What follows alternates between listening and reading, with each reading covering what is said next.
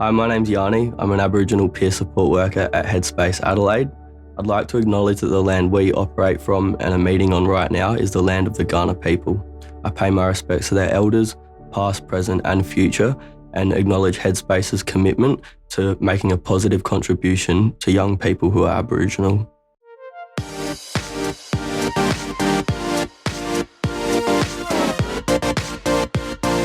Welcome back to the Headspace Sessions podcast. My name's Claire. I'm from the Community Engagement team here at Headspace Adelaide. My pronouns are she, her. Today, we're exploring more about gender and sexual identity, and I'm joined by some amazing guests. Sean, would you like to introduce yourself first? Sure. My name's Sean. I use they, them pronouns, and I'm an LGBT peer worker at Headspace. And Miles, would you like to introduce yourself? Hi, I'm Miles. I use he, him, or they, them pronouns. I'm also a peer worker at Headspace, and I have lived experience of being both trans and queer. Thank you so much for both joining us today. We really are excited to sort of draw from your lived experience about being part of the community and having a really robust discussion as well. First up, we'd love to talk about kind of taking a step back, and it's sometimes assumed that people know this knowledge, but to having a bit of a discussion around what does LGBTQIA plus even stand for? I'm happy to kick it off. So LGBTQIA plus is a bit of an acronym used in the community. It doesn't encompass everybody, but L stands for lesbian. So that's when somebody who identifies as a woman or as feminine is attracted to other people who are women. Then there's gay. So gay is for anyone attracted to those who are the same gender as themselves, often used by, I guess, the gay men community more often, but it can be used by anyone. B is for bisexual, so that's anyone who is attracted to two or more genders. T is for transgender, so that's anyone who identifies as the gender outside of the one they were assigned at birth. So for me, I was assigned female at birth, but I identify as transmasculine or non-binary in that sort of space. Intersex, which is anyone who was born with chromosomes or reproductive organs or genitalia that fall outside of the restrictive medical and social expectations surrounding the binary sort of male-female genders. Queer, so that's it was previously used as a derogatory sort of term, but it's been reclaimed by a lot of people in the community, especially the younger community. So that's basically a word that we use to describe anyone who's not falling into that heterosexual or cisgender sort of space. And then A is for asexual. So that's someone who experiences no to little sexual attraction. It's important to remember that people who are asexual might still have romantic relationships and they might still feel romantic attraction. And then plus, so that's kind of the recognition that, LGBTQIA plus is a very long acronym, but it doesn't actually encompass everybody in the community. So there's lots of different ways to exist as a LGBTQIA plus person. So, yeah. That's a perfect and robust understanding Definitely. of it. Yeah, thank you for that perfect description of it. It's really helpful, I think, sometimes when people are trying to explore this topic and want to know a bit more about it that we don't assume sometimes. And so today, if there's any terms or things that we bring up, you can always do some further research on headspace.org.au if you want some extra information about that, and really encourage you to sort of expand your learning beyond this podcast as well. So today we're talking sort of about some of that identity related to the LGBTQI plus community. We've kind of detailed a bit more about what that acronym stands for, but has it always been something that you've both identified within? I would say that, my journey with identity was I was kind of not sure, and I thought by ignoring it, then I didn't have to acknowledge it at first. So my journey to, coming out and stuff like that kind of resulted in me not necessarily picking a label until someone asked and then went, do you fit this label? And I was like, I guess. But for me, I identify as non-binary and probably broader as queer in sexuality sense, but also queer can also cover the umbrella term as non-binary because they're both kind of umbrella terms depending on where you put them. I think that it was kind of a journey for me and meeting other people who share that experience and explain their experience, and I go, oh, I understand that. That is actually something that I can connect with. And then I spent time going, is this just, something that because I was presented with it, something that I suddenly went, oh, I can relate to that experience. Is this an actual identity for me? And then over years I went, actually, no, this is the label for me. So for me, I identify under the non-binary label as agender. So I don't feel anywhere in the world of gender. So I found it very challenging when people talk about how strongly they identify with a gender. And I had friends who were trans and they were presenting to me and explaining to me how they experience gender, assuming that I was a cisgendered person as well. And I was going, this doesn't make sense. And then I realized I existed outside of that kind of experience and kind of in a bubble off in the corner somewhere. And I was like, oh, is that why I found it really hard to understand why someone went on that journey and why that was something that was really important to them? And, you know, this happened in my teen years in high school. So you do a lot of making mistakes and learning around that age of relating to identity. And I think it was really important to understand that, like,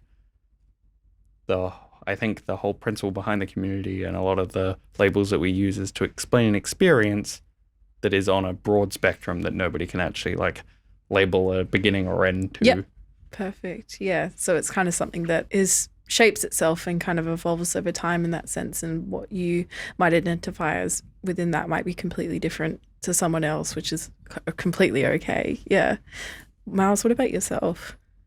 I definitely resonate with the experience of kind of changing and exploring and taking time to understand who you are. I definitely have gone through lots of different labels in my lifetime.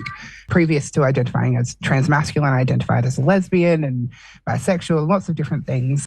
And I know for me, like, labels have been a really beautiful way for me to find community and to connect with other people. But similar to what Sean says, I think sometimes you do kind of put yourself into having to fit into what that label kind of stands for, if that makes sense. Like, you have to tick all of the boxes and have every experience. And, you know, similar to what Sean said, like, gender identity is really, it's so unique, and the same as like sexuality, it's such a unique personal experience. Like, I think even, you know, if you got two cis women together, their experience of gender would be completely different because they're different people, if that makes sense. So yeah, but like I definitely I can relate to the, you know, not understanding what other people are going through in some ways. Like, I know for a little bit there I did identify as a binary trans man, and that really fit for a little bit, but I realized that for me, it was just me trying to put myself from one box into another, if that makes sense.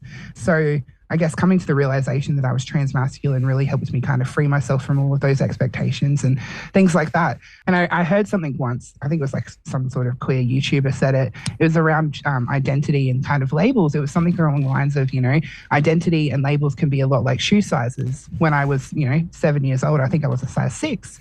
And it doesn't mean that the size 6 was wrong. It just is what fit at the time. So similar to now, I'm a size 12. And that's what fits now. So it's the same sort of thing, I think, with identity and labels. And it is really an ongoing thing that changes itself. Like, tomorrow I might identify as something different. And I think that's amazing and beautiful. We're not going to take away anything from my identity today, if that makes sense. So yeah. Makes perfect sense.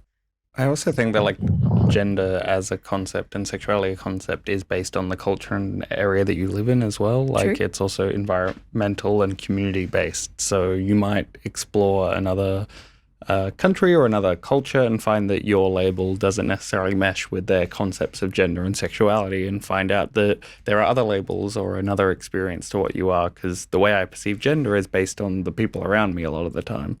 So I see how they express gender and go, where do I fit in that? And where do I fit in the world around me?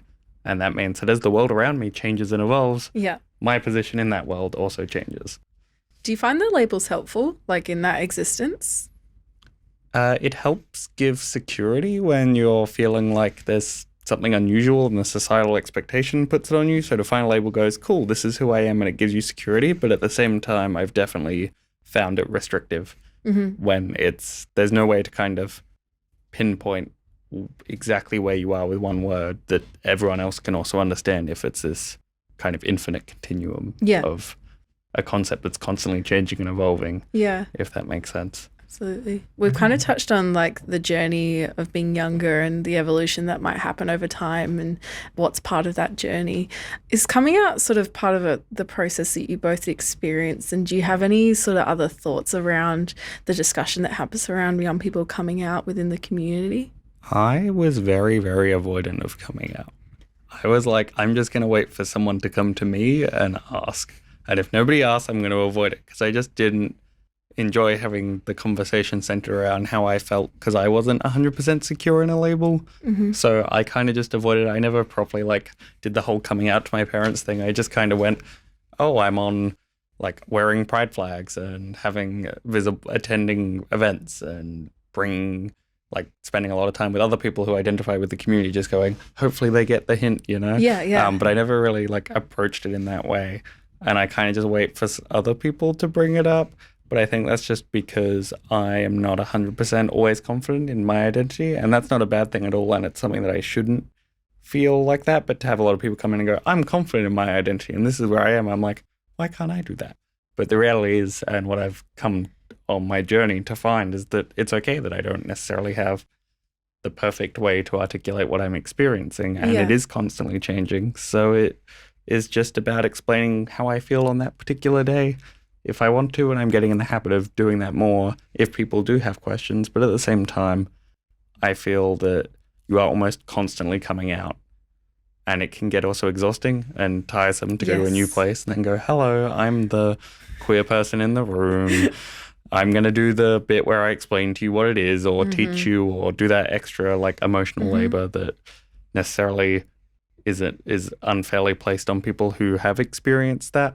So I think that coming out is like a thing that you can do if you want that security and you want people to understand your experience. But at the same time, there are lots of like identities and journeys and things that I like that some of my best friends don't know I like. One day I'll turn around and go, I really like this TV show. And they're like, we've been friends for years and I had no idea. Yeah. So it's not just the only part of me and the only label that I have. So it means that, you know, if I'm going to talk about Doctor Who or something with my friends for a while and then find out that they really like it, that doesn't mean that it's, you know, it's just another facet of my identity. And it exists in that world. And sure, it might be relevant, but it's not always going to be relevant. And I'm someone that doesn't always find the need to be like, hello, I introduce myself like that. But I've found since I've been using they, them pronouns, and, you know, we're getting into the good habit of using pronouns in meetings and things like that, it means that then basically the moment I say I use they, them pronouns, people are like, ooh, a queer. A queer in the room. Oh, no. And then there's basically no way to avoid it. I think it's really good that you point out that you don't always have to be the one that's in charge of the education and the emotional labor that comes with that. I think it's important that people in the community can reflect on that and acknowledge it's not always their role to say that in the room, and you can disclose and you can bring that up, but also if it's not your day for it, it's also completely okay. And it is just part of you as a human, and people should just be accepting of that. And everyone's also on that journey of discovering it, like where they sit in the world. And it's also a journey that people who might exist on the straight, cisgendered journey may find that, you know, when it gets explained to them, that they might be a bit more queer than they originally thought they were, you know? Absolutely. So I have a lot of fun watching, like just taking a step back sometimes in those conversations and letting other people educate each other in that way and go on that journey. And sure, I might quickly correct something if it's a bit wrong, but otherwise I'll just sit and smile and enjoy the conversation sometimes. And that's actually can be a really like nice experience, especially if you've got some allies that have really taken the time to make sure people have a good understanding and they've put in the effort. It's really like affirming to know that you're around good people in that way, when there are people, you know, that have an understanding of your identity at a deeper level, that also value and respect you.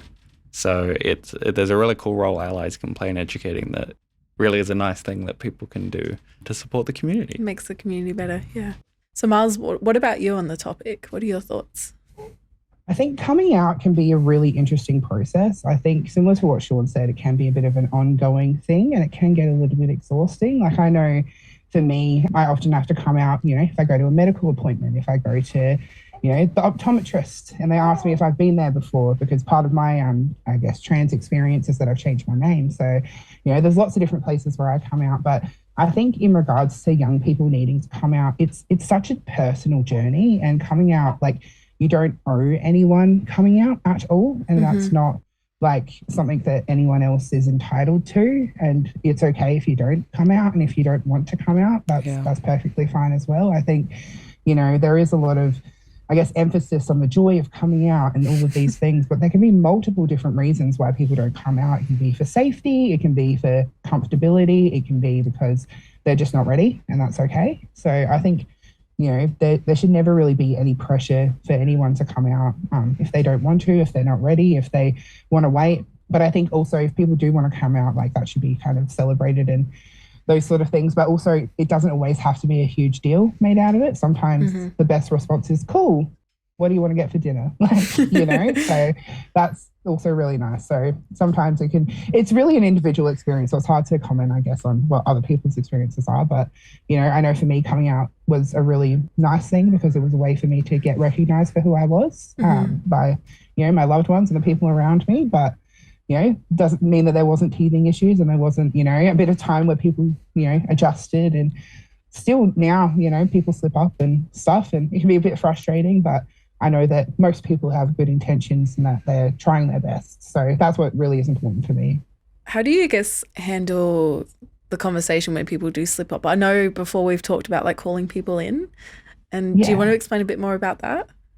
Sure. So something like part of, I guess, my role at Headspace, I run a lot of like LGBTQI plus groups over 2 centres, and a part of the group norms is that we have kind of calling in versus calling out, and it's something that I like to use in my everyday life when we talk about coming out, and when people might accidentally do things like misgender me or use the wrong name, wrong pronouns, etc.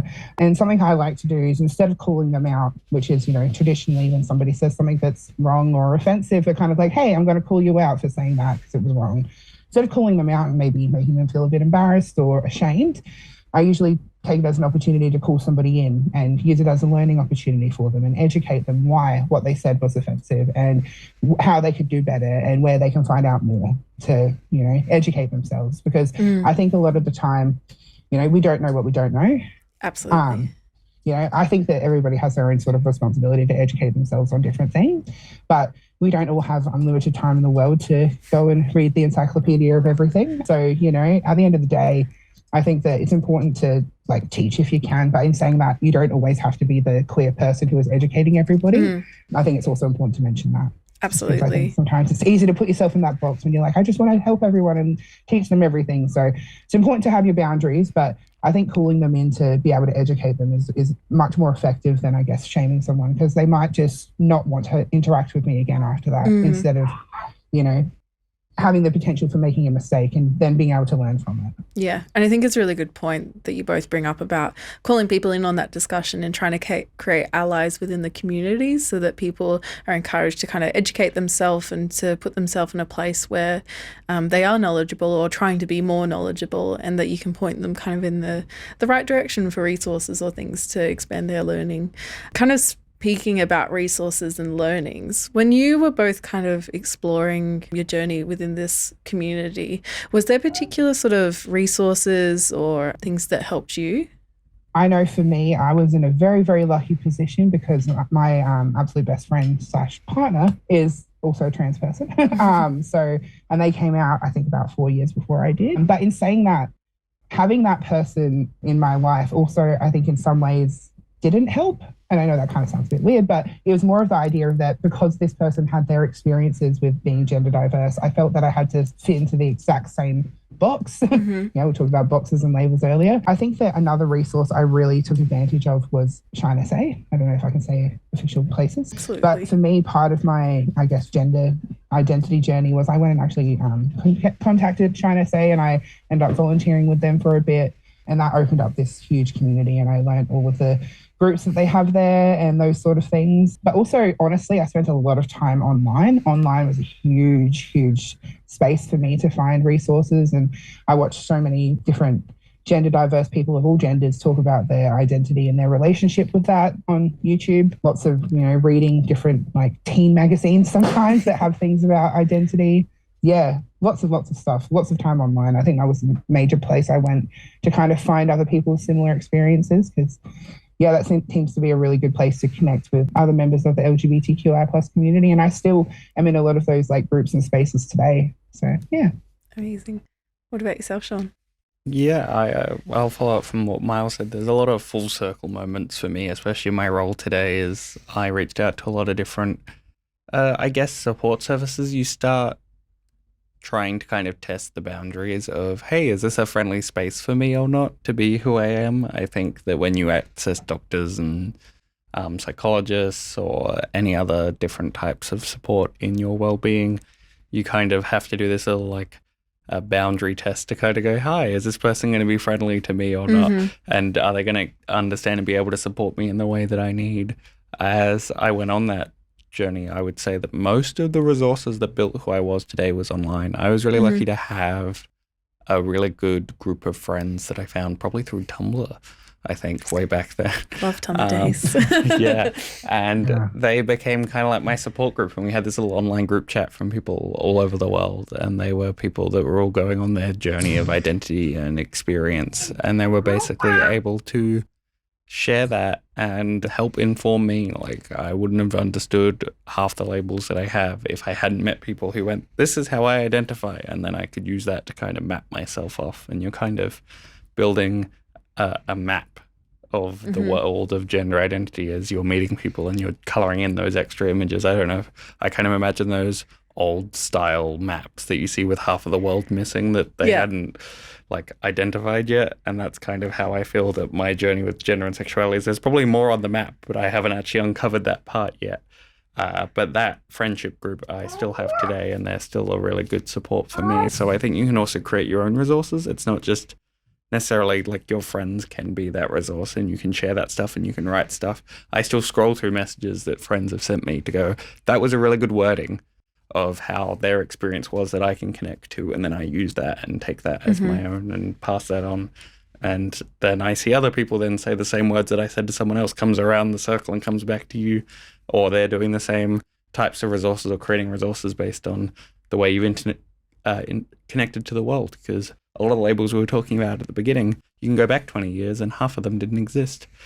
It's a constantly evolving world that we're in. And I think that because of that, in 10, 20 years' time, the labels I might use may have so much more complexity. And like, I use this regularly when I'm explaining to people who don't identify within the community. I talk about like how beautiful flowers can be and how beautiful nature can be. And when we understand its complexity, we think it's really cool.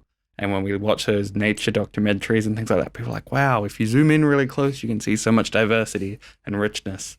And you kind of step back and go, wow, what a cool world we live in. I see the same when I talk about the LGBTQIA plus community, is that the reason it has so many labels is because it's so diverse. It's so rich of different people's experience, and it's unique all across the world. And that is a great thing. And it means that we can learn so much about the world we're in from understanding other people's experience. And that's a beautiful thing. It's absolutely a beautiful thing. And what a beautiful way to explain it. So what was your first experience within the LGBTQI plus community and kind of going to like an event or something like that? And how did you find that? So hilariously enough, my first ever LGBTQI plus event I went to, I was still identifying as a straight girl, which is really interesting. It was actually a rally for marriage equality. I think it was back in 2012. And I remember dressing up and I was wearing, rainbow, to be straight against hate, as I said back then. I think I always had a really strong connection with the LGBTQIA plus community. And I was always really adamant on, I guess, like equal rights and all of those sort of things. And I think a lot of that was that deep down inside, I knew that that was my community. But yeah, I had an amazing time. I went with my friends who were identifying within the community, and obviously rallying for rights can be a bit of a hard time, obviously thinking about the fact that people don't always have equal access to marriage at this time and those sort of things. But it was amazing to see so many people there, and I felt this really sense of community, even though I didn't necessarily identify at the time with the community. Like, it was just amazing to see so many different people and so many people from different walks of life. And there wasn't just old people there. Wasn't just young people there. It was everybody from every possible walk of life. And, we're all there to work together to, for social justice, I guess. And then, I think it wasn't long after that I started identifying, and I reckon my next event would have been like the Pride March, and the feeling of walking and connecting and being with so many people who, everybody comes from different walks of life, but everybody is connected in this mutual sort of, we're here and we're queer and we're not going anywhere sort of thing. It was amazing and beautiful. And I felt like I'd found my people, I guess. And even going to things that were specifically for trans people, that was beautiful too. In a different way, it was like, oh my God, we're all so different, but every person in this room has the same experience of being gender diverse. And we're here and we're together and we're sitting and we're, sharing information, we're sharing resources, we're sharing, our experiences and like, sharing experiences could be because I'm a peer worker, I think is one of the most powerful things you can do as a queer person, with other queer people, but also with people who aren't a part of the community. Like, yeah, community is amazing, and finding community has been such a powerful part of my experience as a queer and trans person, because, finding people that have those experiences has helped me feel so much less alone. I'm the only LGBTQIA plus person in my entire family that I know of. So going to those community events and connecting with people kind of helped me create and find another little family of people with shared experiences, which was so beneficial. Was it ever intimidating for yourself? You kind of described this really lovely, nice sort of ease process into the community. Did you ever have those points of intimidation or, finding your spot? Absolutely, yes. So, although a few of my close friends identified in the community, I think, I've gone to a few events and things by myself or, just with one person, stuff like that. And I think sometimes, like, especially when I first came out as trans, something I can reflect on is that I identified as a lesbian before I came out as a trans man. And so at that point, I was identifying as a straight man, I guess, in that sort of sense. And I was like, am I queer enough to be part of the community in this sort of way? And I think a lot of LGBTQI plus people ask themselves that question. Am I queer enough? Am I trans enough? Am I all of these different things? And I think, a lot of people have that sort of experience. I can see Sean nodding their head. Is that sort of like, do I have to do all of these things to fit into this label? Do I have to do all of these things to be accepted by the queer community as a queer person, And I think a lot of people especially young people I work with, like for a lot of trans people, some trans people, not a lot of them, part of their experience is they might access hormones, and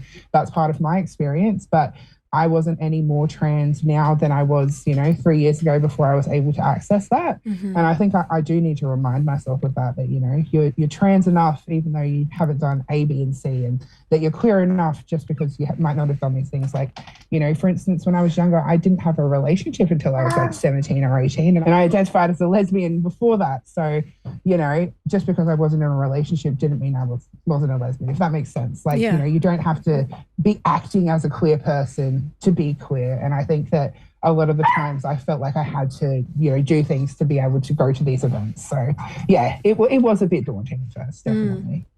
Sean, you're nodding a lot. I'm assuming there's some agreements there. Yeah. I think most of the conversations I have with people who are first engaging with community are to do with how am I enough, And I think that's not just an identity thing. I think everybody questions, are you deserving of things, and can have that kind of almost imposter syndrome experience. And then when you're going to a place that's based on identity you haven't figured out yet, and you've got to walk in and be like, I am allowed to be here. This is my space, even though you're not sure if this is your space yet, is a really scary thing. Yeah. I remember having basically that conversation with a friend who just told me, just go. And if you don't come again, that's fine. Nobody's going to assume that otherwise, just give it a go. And I remember sitting at the front of the first queer youth event I've ever been to and just basically having a panic attack, being like, oh, what am I doing here? I can't undo this. I don't understand why that was such a big concern at the time. And looking back, it's still a challenge. But at the same time, I have definitely still to this day will get anxiety about going to new spaces with new community, with people that I don't already have someone familiar with. So if you are someone that is wanting to give it a go, I strongly encourage you to pick a friend or find someone that, can be a support person in a way, because that goes a long way. If I didn't have a friend do that, I think it would have been years until I gave it a go. But then the people that I met on that first day, I saw on the weekend, these are people that they're a part of that first step, and that moment of walking into a space like that is forever in my memory, and one of those things that I think changed the trajectory of where I was going in my life. And it allowed me I would have been 16, 15, somewhere around that age at the time. And that allowed me to be confident in my identity a lot earlier and confident to go to spaces. It meant that by the end of that year, I'd gone to my first Pride. It meant that I'd gone from a place of shame and not feeling valid and just feeling like, hoping that it would go away or change or I would be someone else, to then going, this is cool. I like who I am. I was still on a journey for self-discovery and identity, but that was such a crucial step in finding that. At the same time, not everyone has that access. I was really fortunate to live in a city, and I think it's also important to recognize that there are many people in rural and regional areas where they can't just go to a youth group. And a lot of people end up having to set it up themselves in whatever community they've got to build from the ground up. And I really want to give a shout out to those people that build community because that's the only way I had the resources. So I think it's a lot of hard work to stand up there and go, we need this, and be that kind of pioneer. But there are people all over Australia and the broader world who are making those steps. And if once you have community, you know, you've got one person extra to rely on and one person to have your back. And that's really great. I think that though when we do think about community, I also want to reassure you that if you go to your first group and it's not your space, that's also okay. Community groups are still a reflection of society, and it might not be a space that you're 100% comfy in either.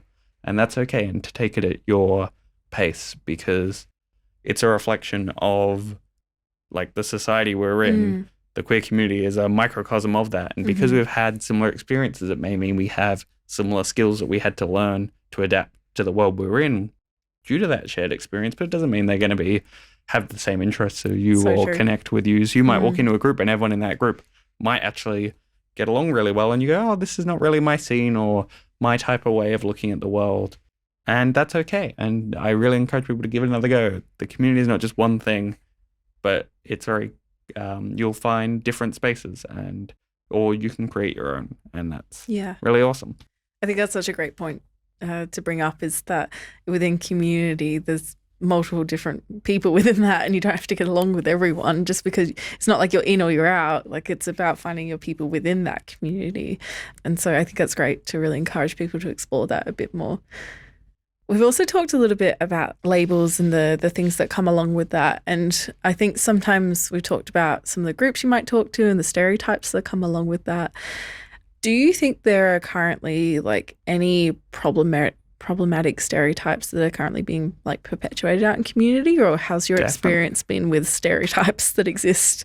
I think there are many harmful stereotypes, and I think I played into them. Like, there are times where, because what I see on TV is a certain thing, and that's what they label it as, when I've gone, I guess I'm closer to that one, I've changed myself to fit those stereotypes sometimes. It's not even just the people outside community. Yeah. I will then go, oh no, I am doing this stereotype or acting a certain way because it is me. And it's also important to then not just break out of the mold of gender and sexuality of these binary systems or things like that, and then just go, I'm going to then create my own categories that I'm then stuck in myself. I think that because the community is so diverse, we're getting so many more labels and better language to communicate the experience. It's easier to do that because I don't know anyone that's in common media that uses the term agender. So for me, I don't actually now have a box that the media is putting it on, but it doesn't mean that for many, many community members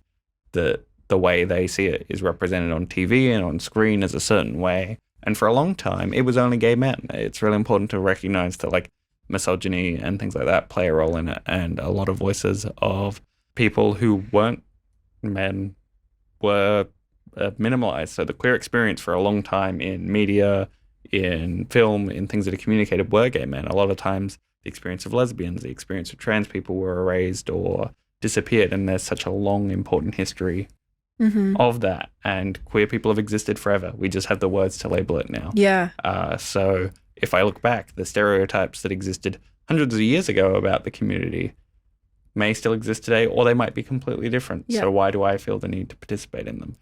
Really, I think big one that had an impact was that if I was going to exist in the world of non-binary identity, or I wasn't, I had to either transition or I had to be androgynous completely. Like, I owed people androgyny. If I didn't come across as the most confusing gender experience possible, I wasn't, and that was an interesting thing on my journey, because at the same time, I will present more masculine and fit into this image of being a cisgendered man because it gets me privilege. If I'm going to not get hate crime in a street, I'm going to do that. not great at it, but it gets me from A to B a lot of the time, where a lot of community members don't have that privilege. And I think it's important that there's both harm in that stereotype, but also you can also kind of use it to your advantage where possible, and kind of, do a reverse card in Uno or whatever and go, well, then I'm going to dress like this, and then I can get into these places and do those things. So your assumptions fit. Yeah. But there are many, many people who don't have that privilege either. And especially people of color, trans people commonly who don't present in a clearly gendered way, and people that are, their journey to queer identity means that they visibly present as queer, and no matter what they do, they're not going to cease to visibly present as that identity. And that means that within that, they are they can't hide behind going and presenting a certain way. So I get to have that privilege, but it's not a shared thing by everybody. Absolutely. Miles, did you kind of have a similar experience where the stereotypes kind of created these boxes that you then tried to wiggle yourself into because that was what was pre-created for you?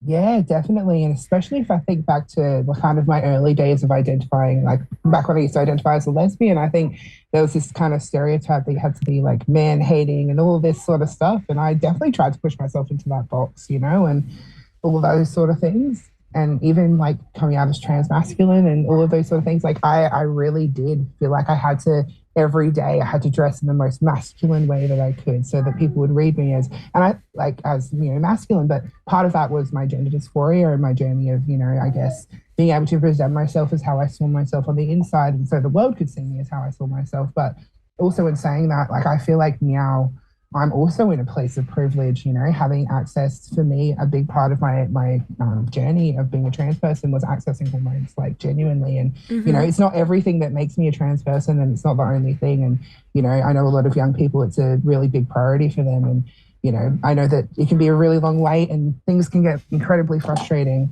But in saying that, like, I am also in a place of privilege where I am seen as a man now. I walk down the street and people see me as a cis man, sometimes a queer cis man, but, I have a beard and all of those sort of things for people who can't see me, who are only listening to the podcast. But, in saying that, I feel like now I don't feel the pressure to push myself into those stereotypes of being hyper-masculine, if that makes sense. So something I recently did a few months ago was I went out and I bought a skirt for the first time since coming out as trans. And, I've worn that skirt to work and I've worn that skirt out and about. And I definitely noticed within myself, I have that little bit of extra fear when I, present myself in a feminine way now, which is so interesting as somebody who is assigned female at birth. But it's really easy to kind of want to put yourself into these stereotypes, and it's okay if you do fit them totally. I definitely fit the stereotype of, a queer person with colored hair, but that's just a big part of my identity and how I like to present myself. So I think stereotypes can be harmful in some ways because I think we can try to push ourselves into them. But also I think sometimes it's kind of like there's sometimes that joke of I know for me, I'm a big stereotype of a queer and trans person is that they're vegan and social justice warriors and stuff. But honestly, I probably fit into that very, very easily, and that's okay. Like, it doesn't mean that I've kind of pushed myself into a box, but it's where I fit in the world, So yeah. I think what I'm trying to say is that sometimes stereotypes do come from a place of, I guess, experience, but they can also be harmful when you are trying to push yourself or even other people into that, So, yeah.